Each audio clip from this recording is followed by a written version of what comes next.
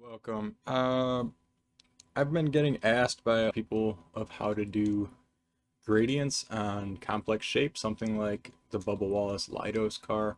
Um, this is something where you have to make the shapes on the model and then go in and custom shade each individual shape.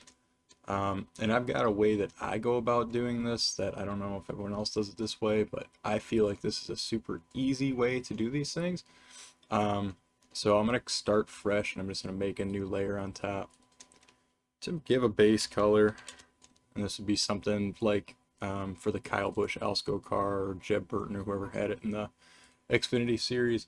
So I'm just going to throw down a basic color. I don't know, usually it's going to be like black, so we go just about black. Like this, so you can still see shading if there was shading, right? And it gives you the depth. So I take the shading away. What I usually do is if I've got my basic color, I don't know what, if you have your colors underneath, like the Alsco car, I believe has like two different shades going on. So something like this, if I'm going to come down, I'm going to make my shape come up and back up through here, and then I come back down here, and I'm like, ah, la, la, la.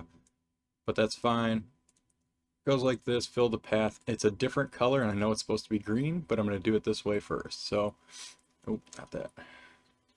So first things first, you would lay in your first color, and you know that you're going to have another gradient on top of it. So I'm going to lay a second layer.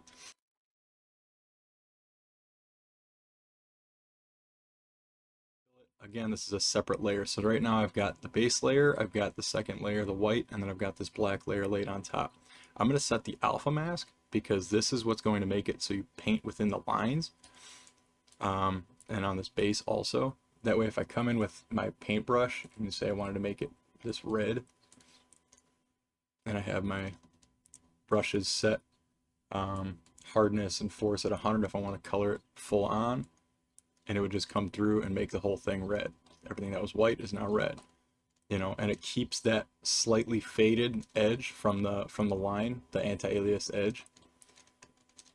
And if I wanted to go on top of this, and I could make this red also, or I could change it and I could go back to my white, or I could make it any color under the sun and sit here and make it blue, right?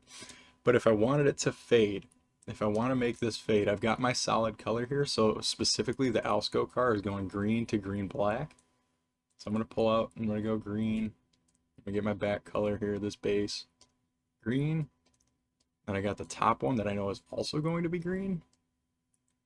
Now I need to know where the fade is going to go, but I'm going to make a really large brush, this paint brush. And I take that, and I've already got it green, so I need to fade it to black.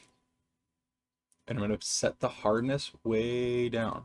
And you might have to play with this a little bit to get it just right, but the hardness is way down and you have that alpha mask set. And you just draw through. Now all of a sudden you have a shade that follows that shape. So Control Z, undo. I'm going to make it a little bit darker just so it's offset a little bit. So I'm going to bring the brightness down and you can see it where it already exists, but then I'm going to also fade it to black from the front. So I have my very large brush. I might even make it even larger because it's going to have this soft edge and it'll make that fade for you. And if you click once, hold shift, you can come over here. Don't hold the button down, but click shift. Now click once again. It makes one single straight pass through. And I might click up here again, come back down, another pass through. And if I'm looking at it, I'm like, well, it needs to be more black up here. I might tone this, I might make this smaller and fade it to black up in front. But treat it just like you're airbrushing in real life. If you had like a can of spray paint you're trying to fade across, you're going to want to go soft and feathered, feather, feather, feather. And you can come all the way back, and I could have this feather back out if I wanted to, right? I have it black by the time it hits the back. But that's how you make a simple gradient. Alright, fill. I come back and I go, I want that shape, I want this shape. I'm going to go F, or yeah, whatever. I use freehand select a lot. F, P, paint it in. F.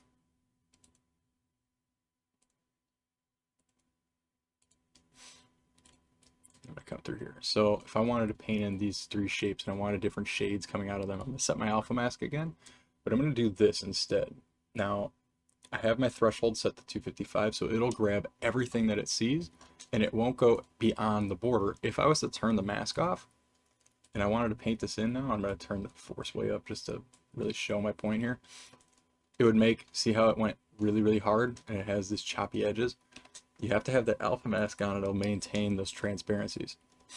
See, now it changed the color, but it still kept that gradient coming out. So if I wanted to paint these, I'd go one at a time. I selected them, you know, I use my color select tool. I could select this one and I can go, well, I want to fade this one to black from the bottom, turn my hardness down, come through, go, oh, look, faded through. Now I want to make this one fade to, I don't know, blue. I'm going to come through. Oh, look, I made a, you know, made it nice. And if you need to really show that color, you might come in with a harder or smaller brush to really show the density there. And then the last one, I don't know, fade to green. So I'm going to come back over, use my select tool, hit P for paintbrush, larger, maybe not that large because it's a smaller shape. Come through, and holy cow, I've got another gradient, and I might want to have black in the front of this because it's black over here.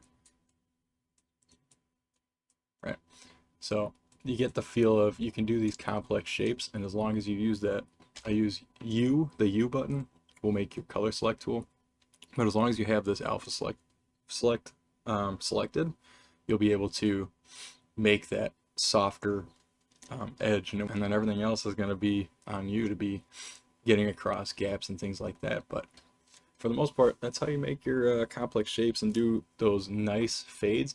The reason I don't do just the fade in its layer alone, and I'll show you really quick, is this, and this is really important, and I hope you've stuck around for this long.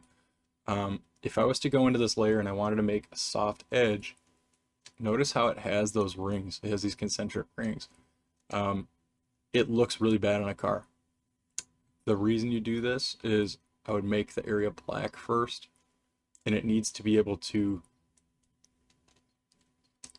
combine those two colors. So you can see where the black, even the black overlaid on the slightly gray, made those rings, but everywhere where I went green over black is totally smooth in and out.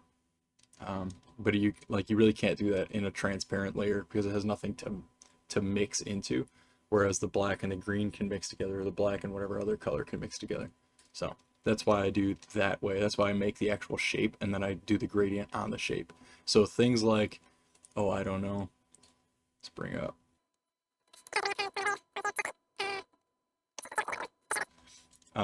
You can tell that all the fades are done on individual layers. You paint it one color and then you paint it another color over the top of it. Now this one I can tell, I did this before I really mastered the technique that I use now, that I have no issues with. You can see where it has like a lighter line along it. That is because I freehand selected, and if you freehand select it, sometimes it goes like outside the border. And then if you try to fade over the top of that, then it stays inside the border. You know, like you'd have to go over it a bunch of times for it to bleed out a little bit. But it didn't. For the most part, you have no issues with that. This one I had to have some transparency, so this one was over the top of it to show this through. Sometimes you have to emulate that stuff, but for the most part, if you make that shape and then color the shape with the alpha mask, you will have none of that bleed through. The only issue would be you might have, and this one actually doesn't have too bad of the stuff showing through, but it would have those like rings on it. But if you keep it all one color and you do one color first and then you fade the next color, then you have no issues at all. So hope that helps. Reach out, send me messages, whatever it is. If you have any issues with it, I'm usually willing to help. Usually. But yeah, it's probably time for me to start showing people how I do things, try and better the community, because it's stuff that everyone can use, and I got to get out of my own head of like I need to keep it to myself. It's my secret sauce. It's not my secret sauce. It's our secret sauce. All right. So that is it. That is all. Like I said, if you have any more questions, send it back to me and we'll figure it out. All right. Cool.